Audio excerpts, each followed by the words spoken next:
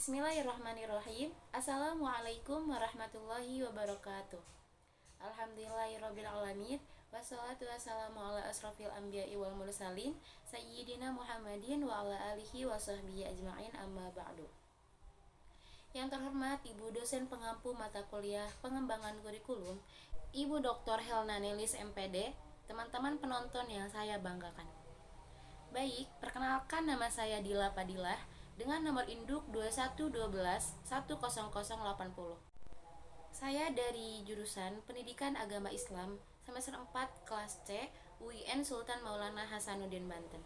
Baik, dalam video ini saya akan memaparkan materi pengembangan komponen evaluasi dalam kurikulum. Pembahasan pertama yaitu pengertian evaluasi. Secara harfiah, evaluasi berasal dari bahasa Inggris yaitu evaluation, dari bahasa Arab yaitu al-takdir, dari bahasa Indonesia berarti penilaian. Akar katanya yaitu value. Dalam bahasa Arab berarti al-qimah dan dalam bahasa Indonesia berarti nilai. Nah, dapat saya simpulkan bahwa secara harfiah evaluasi berarti suatu proses penilaian yang bertujuan agar penilaian tersebut dapat sesuai dengan apa yang diharapkan. Baik, selanjutnya saya akan memaparkan 3 pengertian evaluasi menurut para ahli yang saya kutip dari salah satu buku Pratiwi Branadeta, yaitu Kurikulum dan Pembelajaran. Baik, yang pertama yaitu pendapat Ismail. Evaluasi kurikulum merupakan suatu kegiatan atau proses pertimbangan dan keputusan yang diberikan kepada seluruh pihak aktivitas pembelajaran di sekolah, seperti guru, siswa, model dan metode pembelajaran, administrasi, bahkan sampai sarana ke prasarana. Yang kedua yaitu menurut Triwiyanto adalah evaluasi kurikulum merupakan rangkaian kegiatan untuk membandingkan realisasi masukan atau input, proses keluaran atau output, dan hasil outcome terhadap rencana dan standar-standar kurikulum. Evaluasi kurikulum ini berfungsi untuk menilai keberhasilan pelaksanaan dari suatu kurikulum yang diterapkan pada lembaga pendidikan. Pengertian evaluasi kurikulum selanjutnya yaitu dari pendapat Hamdi, yaitu evaluasi kurikulum dimaksudkan sebagai suatu proses untuk memberi nilai dan arti terhadap tujuan, isi, hasil pembelajaran yang menyeluruh dan saling keterkaitan. Nah, di mana hal ini diusahakan oleh suatu lembaga pendidikan yang dirancang untuk peserta didik baik di dalam kelas, di sekolah maupun di luar sekolah.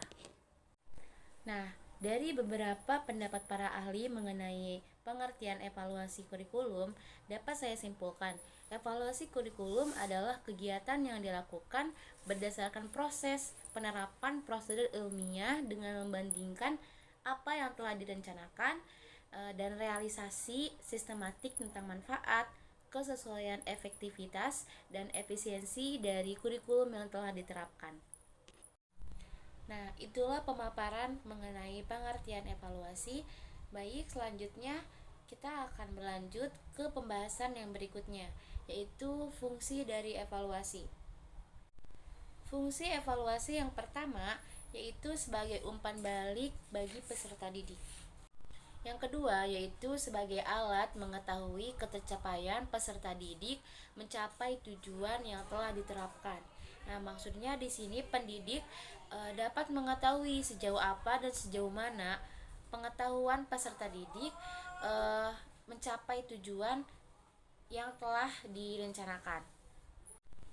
Nah, yang ketiga, fungsi evaluasi yaitu memberi informasi dan acuan untuk pengembangan program kurikulum. Yang keempat, yaitu sebagai dasar peserta didik secara individual untuk memutuskan masa depan sehubungan dengan bidang pekerjaan dan pengembangan karir. Yang kelima, untuk pengembangan kurikulum secara khusus yang ingin dicapai. Yang keenam, sebagai umpan balik semua pihak yang berkepentingan dalam pendidikan di sekolah seperti orang tua, tenaga pendidik, pengembang kurikulum untuk perguruan tinggi, pemakai lulusan, untuk orang yang mengambil kebijakan pendidikan, termasuk juga untuk masyarakat. Nah, dari beberapa fungsi evaluasi ini, bahwa materi kurikulum perlu dievaluasi, yaitu berkaitan dengan relevansi materi pembelajaran dengan tujuan, sehingga dapat memberikan pengalaman belajar. Nah, evaluasi juga dilakukan untuk mengetahui relevansi materi pembelajaran dengan perbedaan atau perkembangan individu secara psikologis, sehingga dapat terjadi perubahan yang optimal. Nah, evaluasi dalam hal ini dilakukan dengan maksud mengetahui sejauh apa proses yang dapat memberikan hasil berupa perubahan perilaku secara optimal. Baik teman-teman, itulah pemaparan fungsi evaluasi. Selanjutnya ke pembahasan selanjutnya, yaitu peran evaluasi. Peran-peran evaluasi. Yang pertama yaitu sebagai perbaikan program. Nah, dalam konteks tujuan ini, evaluasi lebih bersifat konstruksif. Artinya, karena informasi hasil evaluasi ini dijadikan input bagi perbaikan yang diperlukan di dalam program kurikulum yang sedang dikembangkan. Yang kedua yaitu sebagai pertanggungjawaban kepada berbagai pihak selama dan terutama pada akhir fase pengembangan kurikulum. Nah, pihak-pihak yang dimaksud di sini yaitu mencakup baik pihak yang mensponsori kegiatannya maupun yang menjadi konsumen dari kurikulum yang telah dikembangkan. Dengan kata lain, pihak-pihak ini mencakup pemerintahan, masyarakat, orang tua, petugas-petugas pendidikan, dan pihak-pihak lainnya yang ikut serta. Peran yang ketiga yaitu penentuan tindak lanjut hasil pengembangan. Nah, tindak lanjut hasil pengembangan kurikulum ini dapat berbentuk jawaban atas dua kemungkinan jawaban yang ada. Nah, yang pertama ini, apakah kurikulum baru tersebut akan dan tidak akan disebarluaskan ke dalam sistem yang ada. Yang kedua, bagaimana dalam kondisi yang seperti apa dan dengan cara apa kurikulum baru tersebut akan disebarluaskan ke dalam sistem yang ada.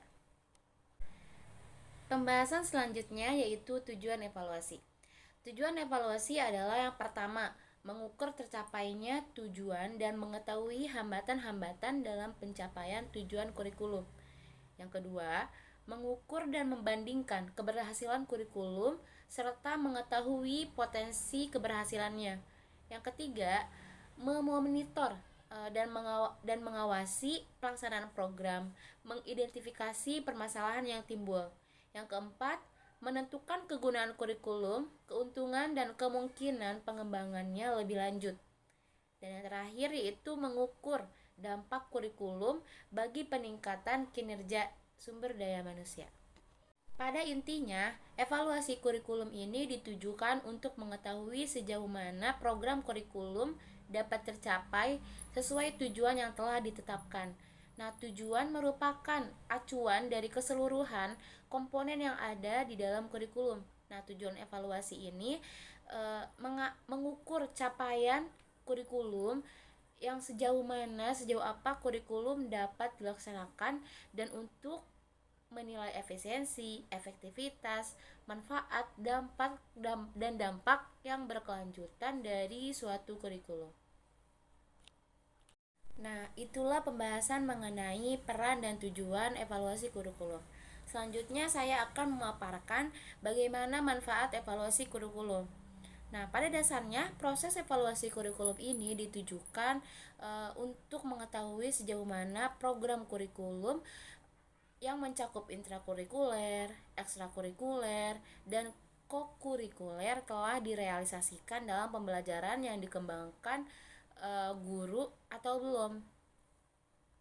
Musana menyatakan dalam melakukan evaluasi kurikulum agar dapat memberikan manfaat, maka konteks kurikulum perlu mendapat perhatian, sehingga ketika evaluator melakukan evaluasi tidak hanya fokus pada hasil atau dokumennya saja, tetapi juga memperhatikan pandangan dan harapan stakeholders setiap kurikulum. Dengan demikian, dalam melakukan evaluasi kurikulum agar dapat memberikan manfaat tidak hanya berorientasi pada produknya saja, tetapi juga terhadap relevansi kurikulum pada perubahan yang terjadi. Baik teman-teman, pembahasan selanjutnya yaitu jenis-jenis evaluasi. Jenis-jenis evaluasi dapat diklasifikasikan menjadi dua. Yang pertama yaitu berdasarkan waktu pelaksanaannya, evaluasi dibagi menjadi dua. Yang pertama yaitu formatif, yang kedua yaitu sumatif. Evaluasi formatif ialah evaluasi yang dijalankan saat pelaksanaan dan fokus pada program prioritas melalui perbaikan tujuan pelaksanaan.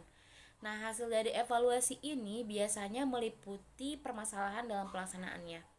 Sedangkan evaluasi sumatif yaitu evaluasi yang diterapkan saat pelaksanaan dan fokus terhadap suatu program prioritas telah usai dilakukan. Evaluasi ini memiliki tujuan dalam penilaian hasil pelaksanaan.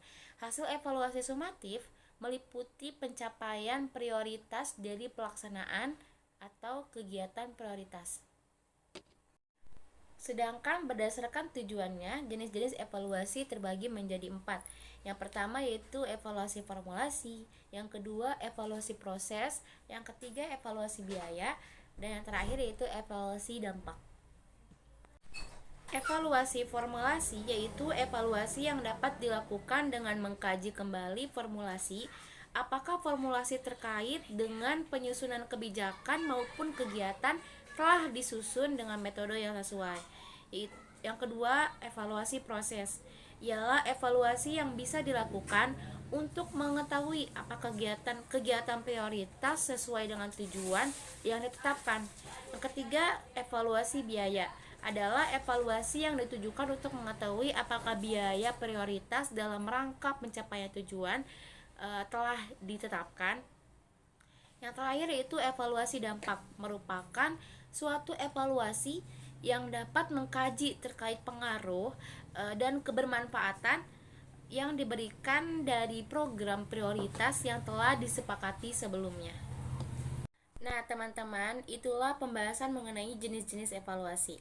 Baik, menginjak pembahasan yang terakhir yaitu teknik dan instrumen evaluasi, yaitu terdiri dari 4 teknik. Yang pertama teknik observasi, yang kedua penilaian diri, yang ketiga penilaian antar peserta didik, dan yang terakhir ini jurnal. Baik, yang pertama yaitu teknik observasi.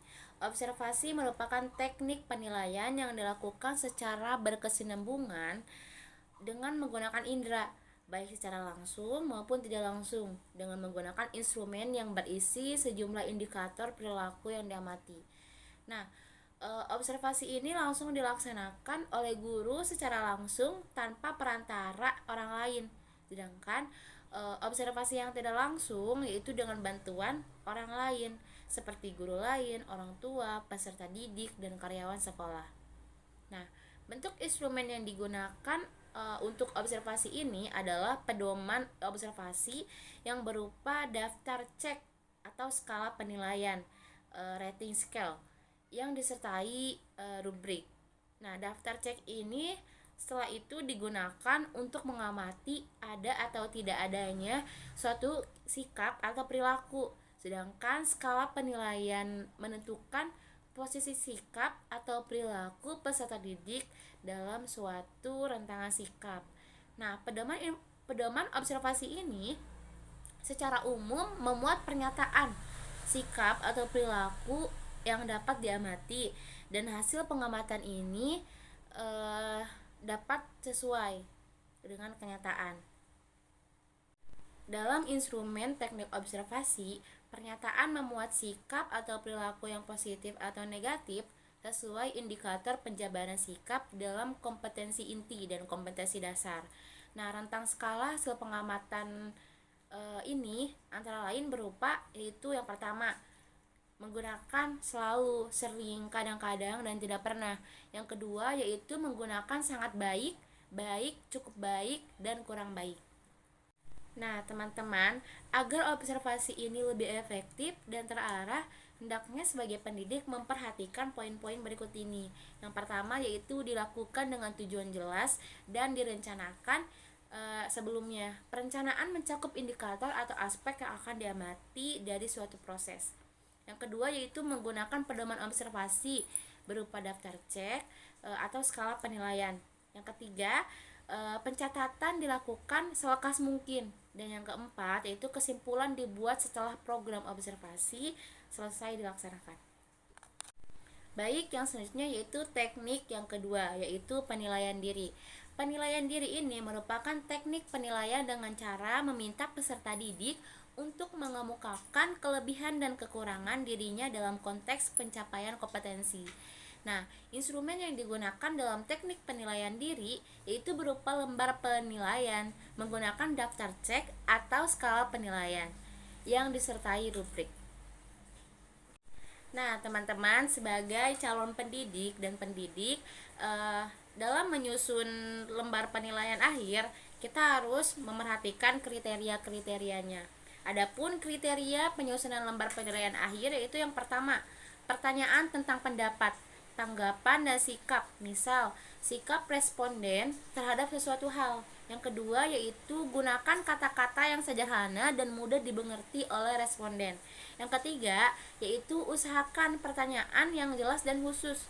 Yang keempat, hindari pertanyaan yang mempunyai lebih dari satu pengertian. Yang kelima, hindari pertanyaan yang mengandung sugesti. Dan yang terakhir yaitu pertanyaan harus berlaku bagi semua responden. Teknik yang selanjutnya yaitu teknik penilaian antar peserta didik. Teknik penilaian antar peserta didik ini merupakan teknik penilaian dengan cara meminta para peserta didik ini untuk saling menilai terkait dengan pencapaian kompetensi. Instrumen yang digunakan dalam teknik ini yaitu menggunakan daftar cek dan skala penilaian dengan teknik sosiometris berbasis kelas. Nah, guru dapat menggunakan salah satu dari keduanya atau menggunakan dua-duanya. Baik teman-teman, teknik yang terakhir yaitu jurnal. Jurnal adalah catatan pendidik di dalam dan di luar kelas yang berisi informasi hasil pengamatan tentang kekuatan dan kelemahan peserta didik yang berkaitan dengan sikap dan perilaku. Nah, kelebihan yang ada pada teknik jurnal ini itu peristiwa atau kejadian dicatat dengan segera. Dengan demikian, jurnal bersifat asli dan objektif dan dapat digunakan untuk memahami peserta didik dengan lebih tepat. Nah, sementara itu, teknik jurnal juga memiliki kelemahan, yaitu reliabilitas yang dimiliki rendah, menuntut waktu yang banyak, perlu kesabaran dalam menanti munculnya peristiwa sehingga dapat mengganggu perhatian dan tugas guru. Apabila pencatatan tidak dilakukan dengan segera, maka objektivitasnya berkurang. Terkait dengan pencatatan jurnal, maka guru perlu mengenal dan memperhatikan perilaku peserta didik, baik di dalam kelas maupun di luar kelas. Nah, aspek-aspek pengamatan ditentukan terlebih dahulu oleh guru, sesuai dengan karakteristik mata pelajaran yang diajar. Nah, aspek-aspek pengamatan yang sudah ditentukan oleh guru tersebut kemudian dikomunikasikan dengan peserta didik di awal semester. Nah, teman-teman, sebagai calon pendidik, beberapa hal yang perlu diperhatikan yaitu yang pertama, catatan atas pengamatan guru harus objektif. Yang kedua, pengamatan dilaksanakan secara selektif, artinya yang dicatat hanyalah kejadian atau peristiwa yang berkaitan dengan kompetensi inti. Yang ketiga, pencatatan segera dilakukan atau jangan ditunda-tunda. Baik teman-teman, itulah 4 teknik dan instrumen dalam penilaian.